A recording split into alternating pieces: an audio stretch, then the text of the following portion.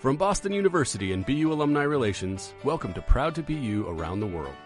I'm your host, Jeff Murphy, and this season, we're taking the podcast on the road to meet some of our most interesting and accomplished alumni navigating life and careers in cities across the globe. Today, it's my pleasure to welcome guest host Dan Gardner back to the podcast. Dan's my colleague on the Alumni Relations team, and he's also earning his MBA from the Questrom School of Business. Dan, thanks again for handling this great interview. Take it away. Thanks for having me back, Jeff. My guest today is Fishman. Karen graduated from Boston University in 2012, having earned both her bachelor's and master's degrees in economics. She was recently named to the Forbes 30 Under 30 list as a trailblazer in the world of finance. She's currently vice president at Goldman Sachs, where she works as a senior economist in their global macro research group. Karen joined me on the podcast to talk about finding her passion, and she shares her best advice for others who hope to do the same. All right. Well, Karen, thank you so much for being here on Proud to Be You. Of course. Thank you so much for having me. I'm very excited. In the introduction to the podcast, we heard your full job title, but I'm wondering, when someone approaches you at a cocktail party and asks you to explain what it is that you do for work, how do you answer them? I've been trying to perfect this for a while because I've found in the past that sometimes it can be a bit confusing. But I think really the simplest way to think about it is, so I'm a senior economist and I work in research. And, really my role is to answer questions specifically about currency markets, but, as an economist, can be sort of more broad than that at points as well. Usually that's done through qualitative or statistical analysis, and that's sort of the key component typically for an economist. All right, that's great. And we're going to dive into all the details later on in our conversation. But for the moment, I'm hoping we can rewind and look back at where you grew up. Were there any early warning signs that you might be headed for a career in research and finance? Yeah, certainly. So I grew up in Brookline, Massachusetts, which is actually not too far from BU. So Boston has been home for a really long time. But in terms of those early warning signs, so one of my two older brothers actually studied economics as well. So I had early exposure to that. I remember him teaching me about supply and demand curves at the dinner table, which sounds so lame, but I loved it. And, I think my excitement from that moment was pretty clear and sort of sparked my interest from the get-go. But I also loved playing logic puzzles, and I still do today. And I think logic is a key component of economics. So that was probably a pretty clear sign as well. Tell me a little bit about your decision-making process as you were thinking about college. Did you know exactly what you wanted to study? It sounds like you had a pretty good idea of where your strengths lied, maybe, but did you know that you wanted to pursue economics in college? Yeah, I actually did, and I feel very grateful for that. But, I think it's very common that people don't. But by the time I was applying to schools, I did know that I wanted to study economics. And I was actually particularly interested in BU because they have dual degree programs, across disciplines, but particularly the one in economics where you can graduate with both an undergraduate degree and a graduate degree, within 4 to 4.5 years. So that was one of the reasons why I was attracted to BU, because really not a lot of other schools offer that kind of opportunity. Yeah, that's awesome. So once you arrived at BU, what was your life like while you were here? You were pursuing that dual degree, so I can't imagine there was a ton of free time. But if you did have some free moments, what were the things that you were involved in? First of all, I loved hanging out with my friends, and I have to say I was very pleasantly surprised with the lasting friendships that I've made at BU. I just saw a few of my old roommates last weekend, and most of my close friends that I still hang out with, I met freshman year at BU, and I'm just so incredibly grateful that I went to BU. But I worked at the student activities office for all 4 years of school, and that was a large chunk of my extra time outside of class. I worked as an activities consultant, so we help student groups plan events, and it was really an amazing opportunity to see the types of interests BU students have, which is clearly a diverse set. And, I also was involved in the Community Service Center, particularly with the FISOP programs, both freshman year and then as a staff member sophomore year, and then also alternative spring breaks, which I also did as a coordinator freshman year as well. That's great. Were there any alternative spring break trips that stood out to you? All of them are so great in different ways. And frankly, I went to New York City because I didn't want to drive the van, which, in retrospect, maybe was a little bit of a cop-out move. But, still the week was an incredible one. And I made one of my best friends through that. All right, so tell me a little bit about your experience inside the classroom. Are there particular classes that you feel like you learned lessons then that you still apply to your role today? I truly loved all my classes, and not only just economic classes, but also intro to cosmology, which is, very far from my current discipline or career path. But it was really fascinating, and I really loved that I had the opportunity to take a few electives here and there as well. But, one class in particular in economics that stood out was poverty and discrimination class. And I think that was, the point of that class is really to teach you to understand the empirical analysis behind these issues. And, it's really important to understand that to then try and tackle them. And, that's something that I think has stuck with me today, that, it really is important to track the data and make sure you understand the data to then try and find a solution or trying to do whatever you want to achieve. So as you are thinking about your BU experience and reflecting on some of those lessons that you learned inside the classroom, one of the things that is, proving to be even more important today seems to be the idea of internships. Is that something that you pursued while you were a student? Yeah, I actually had one. I had a couple. I had one my sophomore year, which was through the BU Study Abroad program in London. And that was more of an event planning type of role, but it was at a public policy organization or related organization that sort of hosted public policy events in London. That's great. And when you were starting to think about life after graduation, what were some of the earliest thoughts that you had?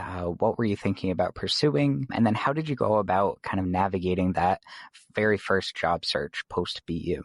Yeah, so I think I was very fortunate to know people who worked in the industry I currently work in. So I already had a clear sense of the types of roles I wanted to pursue. But, even if you don't know that, I think what is important is having a network of people who support you or who know, what you might be good at and try to help connect you to those opportunities.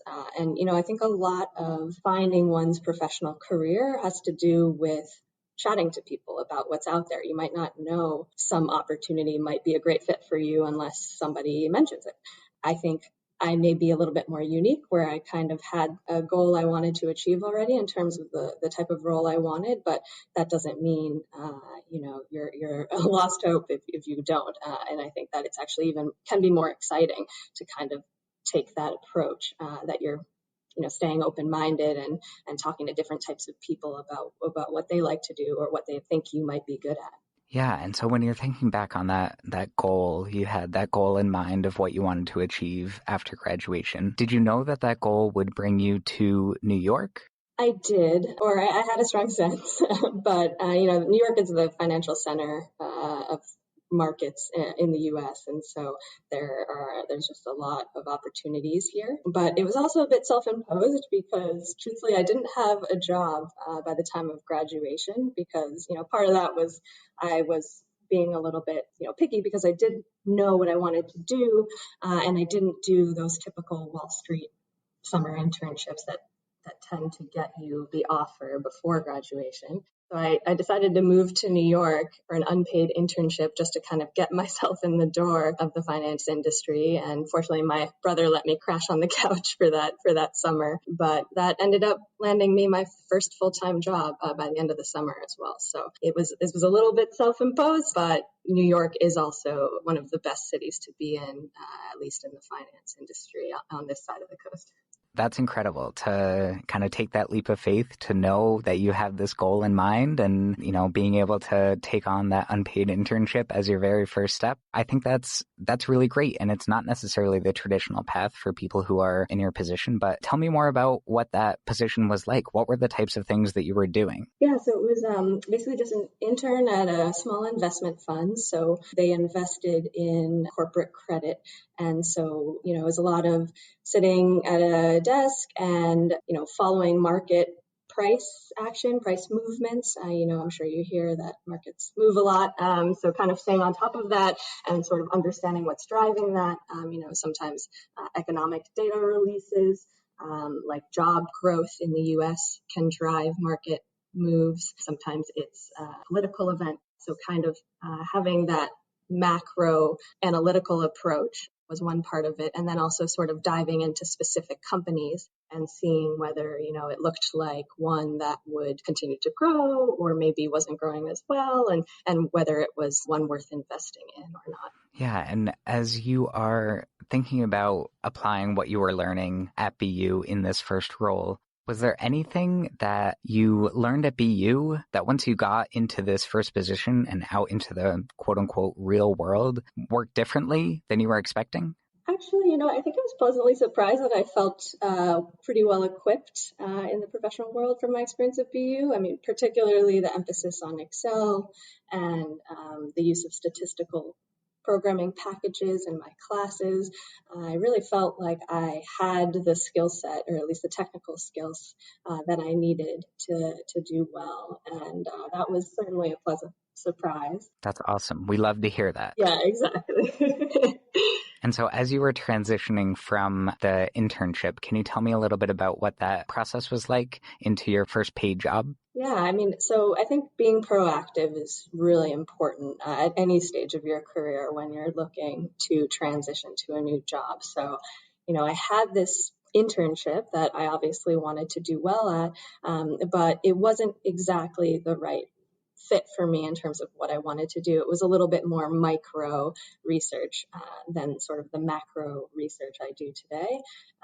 And so, I would work for those 10 to 12 hours a day and give it my all. And then I'd go home and apply to jobs online or talk to people and let them know that I'm still looking for new opportunities. If they've heard anything, to let me know. And, after about a month or so, then I heard about a great opportunity. And actually, thinking back now, I had a number of interviews, but feel like when it rains, it pours. So in the beginning, it felt like there was no chance of me getting a job. And then close to the end of the internship, I had a number of interviews and fortunately then got an amazing opportunity at the end. Is there anything that you would have told your maybe junior or senior year self to do differently as you look at how those earliest years of your career played out? Yeah, I think number one, not being hard on yourself. I think a lot of us can do that, especially when we're trying to, succeed in whatever that definition that is to each person. And especially, like I mentioned, when it was sort of taking a while to find interesting opportunities, I thought, oh, maybe it's me. Maybe I'll never get what I'm looking for. Maybe my standards are, or what I think I want is unachievable. But I think just keeping that positive attitude and believing in yourself can really make a difference, because it also makes the search more fun and kind of gives you that stamina to get through it, because it can be very challenging to search for a job, especially when it's right out of school, and especially if most of your friends already have things lined up, which certainly was another pressure, self-imposed pressure I was facing that, I think I would have told myself to not worry about as much. And, I'm happy that ultimately I didn't accept a job opportunity I was considering back in Boston, actually, just because, I wanted to be able to say I had a job. And so I think looking back, I'm so happy that I took that risk. And I just hope that people aren't that hard on themselves and that they really believe in themselves, because, whatever you want to achieve, you can. The one thing is usually you need help of others. So the network and just people in general who are supportive of you and want to see you succeed, I think is very important. That's really great advice. I think that will resonate with a lot of our listeners, the importance of, leaning on that network and not being afraid to ask for help when you need it. So we've heard a little bit about your BU experience, heard a little bit about this first internship experience and that transition to your first job. Can you kind of bring us up to speed to where you are today and how you've arrived at the position that you currently have? Yeah, so I currently work in the research department of Goldman Sachs, and I've been there for about 5 years now. So I've been an economist there. I started out on the U.S. and global economics team, and now I focus more specifically on currency markets. And so that was sort of a transition I made about a couple of years ago. But prior to that, I was working at an investment fund, and I just reached a point there where it was actually a bit hard to think about leaving because I really loved it there. I loved the people that I worked with. I loved the work that I was doing, and I felt like I was doing it well. And sometimes it's hard to leave sort of a comfortable sort of situation that you have like that. But then I realized that I wanted to grow and develop my career a little bit more than would have been possible in that seat. So that's when I decided to apply elsewhere, and fortunately found the incredible opportunity at Goldman. So as you kind of look at your time at Goldman, especially, it looks like you've been able to move through the ranks pretty quickly. Can you tell me a little bit about what you've learned about, keeping your career moving forward, keeping that momentum going, and how do you know when it's time to apply to your next role? The characteristics that I think people have that tend to succeed, at least in this type of seat that I'm in. I think there are many different types of characteristics, but the one that have been told to me or given to me as positive feedback are having a really strong work ethic and being a reliable team member. And, especially in a markets facing role, things can change really quickly, and it's very important for people to know that if there's work to be done, and sometimes a large amount of work at sort of an unexpected time, that you'll be there, and that you'll be there to contribute and do the work well. And so that's been, I think, sort of my motivating factors throughout my career, to make sure that I'm always maintaining that strong work ethic, and also being viewed as a reliable team member. So, I think part of having a hard work ethic comes with doing something you're passionate about. And, every job isn't perfect.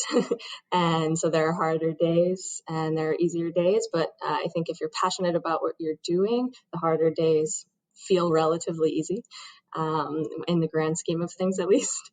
So I think that's important. And in terms of when to know when to transition roles, I think it comes down back to that passion point. Like if you feel that what you're doing in your specific seat isn't what you see yourself doing 20 years from now. I know that's a long time, but just to kind of be more,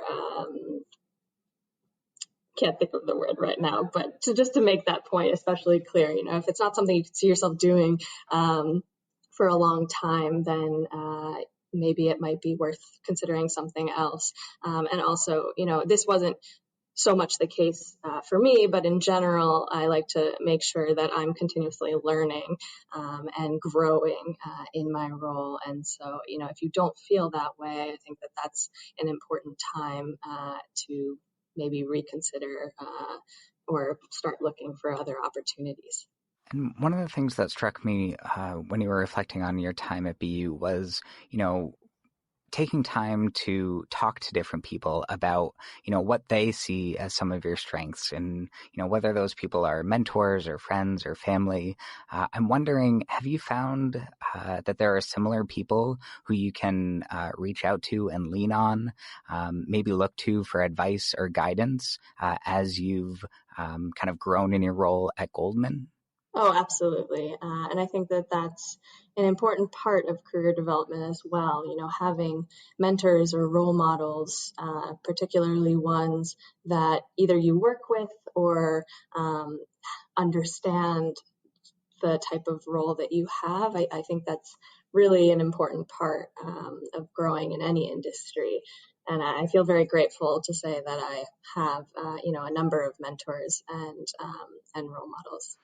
And so it sounds like it's been a not necessarily a linear path for you since you graduated from BU. But I'm wondering, as you have kind of navigated the different areas of focus in your time at Goldman, what are the things that have been most exciting about your job? What are the things that kind of fuel that passion and that fire for you? Have you found that those have evolved over time? There are so many that I'm not sure there's a clear way to say that it's evolved or not. But the reason I love going to work every day is getting to speak to the people that I speak to throughout the day, not only in Goldman, but also outside of Goldman. I'm in a client-facing position as well, and I just really enjoy interacting with people and talking to people about interesting topics and research questions. Going back to my specific job at Goldman, I think the research department is one that feels like an academic type of environment, which is something I'm very grateful for. There's very, very strong culture of collaboration, not only in research, also across the firm, but specifically in research, people enjoy the opportunity to discuss any sort of research topic that we think would be relevant to our clients. And I think that's something that really makes me excited about going into the office every day, with the prospect of learning something new or hearing a different perspective, or really being able to produce that worthwhile research that adds value to our clients or just answers an interesting question. And so as you're thinking about your research and the questions that you're asking, when you look forward to the next 10 years, 25 years, 50 years, what are the questions that you're excited about pursuing? That's a good one.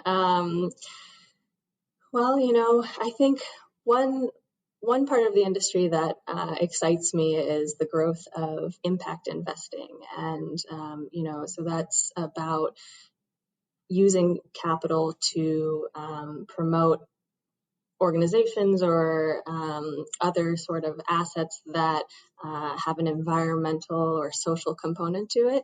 And so that's been growing pretty substantially over the last few years. And I think that that's a trend that will continue to grow over time. And even global central banks are exploring the issue related to climate change, and if that should impact sort of the asset purchases they make. Or in their policy tools, if they should take those types of considerations into account. So I think that that's a really great and interesting part of the industry that I'm looking forward to seeing how it evolves. That's great. And, as we're coming up on the end of the time we have today, I would be remiss if I didn't congratulate you. Recently, you were named one of Forbes 30 under 30, so congratulations on that. Thank you very much. I'm wondering, what was it like to open the email or hear the news for the first time? And what do you think it's going to mean for your career moving forward? Yeah, it was pretty amazing. It's a big honor, and I feel very grateful to have been named to the list. What's fascinating is they don't actually email you before the list comes out. So, you can see it online before you eventually get a congratulatory email. So I was setting my expectations very low, of course, and just decided to kind of check the list when it came out in the morning, and then, saw some summary descriptions about the class of 2020, and thought to myself, okay, some of those apply to me, some of those don't, probably not. So then I, was scrolling through the photos, because for some reason on the mobile phone, it defaulted to the photos rather than names.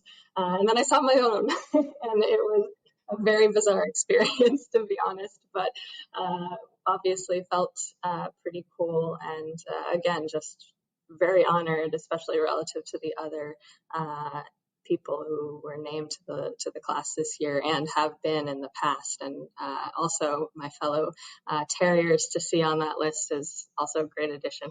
We are certainly very proud of all of those Terriers who made the list, and we were thrilled to see your name on there as well. So I think they describe them as, trailblazers. Do you see yourself as a trailblazer? And if so, what's the trail that you hope you're blazing? Yeah, I mean, it's hard. I would love to be a trailblazer, but I think the way that I would like to is maybe more simple than just in terms of my career. I mean, what I think is really important to me is interacting with other people and trying to impact them positively in any way that I can. And so if I can continue to do that throughout my career and my life, that would be trailblazing for me. I think a lot of incredibly successful people don't get these kinds of recognition, and I think that that's important to acknowledge. But certainly when you get something like this, it's an honor, and I hope that I can use this platform that I now have to do positive things in the world. That's great. And we have absolutely no doubt that you certainly will. So before I let you go, do you feel like this is the perfect job for you? Do you feel like you found your calling? And do you have any last maybe parting words of wisdom for other people out there who might be looking for that calling? Yeah, I mean, I feel really lucky to be able to say that I love going to work every day. Each day is really so different in terms of what happens in the world and how it affects markets.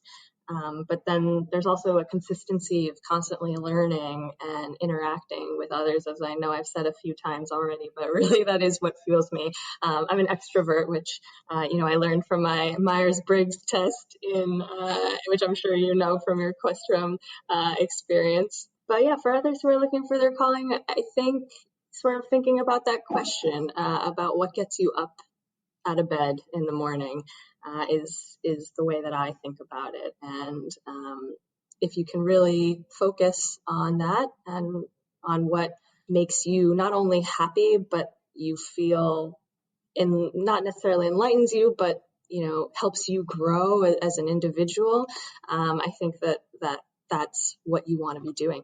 Well, Karen, I can't thank you enough for the time that you shared with us today. Again, congratulations on the Forbes 30 Under 30. And again, we're so grateful for your time. And thanks for being part of Proud to Be You. Of course. Thank you so much. It was really a pleasure. My thanks once again to Karen for joining me on the podcast. It was great to hear her perspective, and I really appreciated her advice for all those who are experiencing uncertainty when considering their next steps. Take a look at the show notes of this episode for a link to the Forbes 30 Under 30 list, and you'll also find a link to the BU Today article highlighting all 9 Terriers who made the cut. Nice job, Dan, and my thanks to Karen as well for being part of Proud to Be You. I had the pleasure of knowing Karen when she was a student working in the Student Activities Office, and it makes me so happy to see her achieving such great success and fulfillment in her career. Congratulations, Karen. I'm so proud to know you. On behalf of everyone on the BU Alumni Relations team, thanks so much for listening to Proud to Be You. If you enjoyed this episode, please be sure to subscribe, rate, and review our podcast wherever you find your episodes. I'm Jeff Murphy, and no matter where your path takes you, be proud to be you. The Proud to Be You podcast is produced by Boston University Alumni Relations. Our theme is from Jump and APM Music. To learn more about Proud to Be You, visit bu.edu/alumni/podcast.